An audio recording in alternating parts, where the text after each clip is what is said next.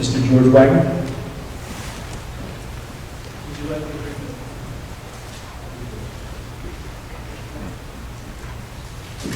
My name is George Wagner. I'm currently a member of the public. I've just been 30 years with the county of Florida. The question I have is, most of these in the plant use independent consultants, qualified independent consultants, and you seem to throw it usually at everything. Are you satisfied that you have a good criteria to say that they are indeed independent, that they are indeed qualified? And how long can they be on site before they get contaminated and no longer independent? And does the commission have any comment on that as well? Mr. Wagner, I'll start out with that. When we bring people on site, we obviously are looking for particular expertise.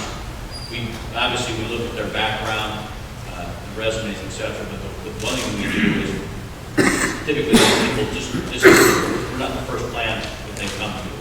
So what we're doing is doing background. We're calling the facilities they've been to before, and we're looking at the type of work they've done. If they don't check out at other facilities, quite frankly, we don't know. And so we're looking. If we're bringing somebody on to do that type of work, we're verifying very thoroughly the type of work that they perform for us. And your comment is appropriate on if they have been there for a period of time, would we use them as an independent?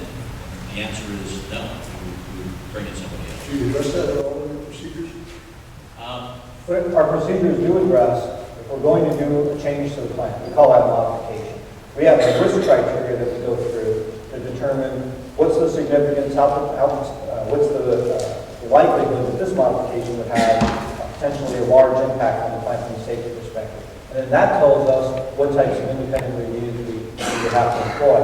So it is a risk-based approach, and it is defined in our procedures.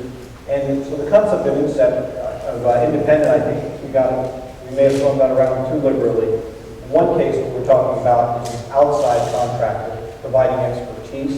But when I was using the term independent, and specifically what I'm meaning is someone who's looking at it who didn't look at it the first time, they're looking at it with a fresh set of eyes. So you can have an outside expert who's also an independent, if that helps a little bit.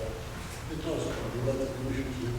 Yeah, that's a critical aspect for us too, is the need to have independents to come in and look at these programs. And then what we do on our side is that we'll have inspectors oversee various parts of the process, their review process. And one of the things we look for is one that the issues that are being identified, whether by the OPPD staff or the independent engineering firms and what might come in, those issues are all entered into the corrective action program, and the facility is receptive to those inputs into the corrective action program and appropriate dispositions. There is another really good one that's real brief. We have an independent quality organization. What keeps them independent is they don't report to anybody else. They have a separate chain, and that's what allows them to be independent and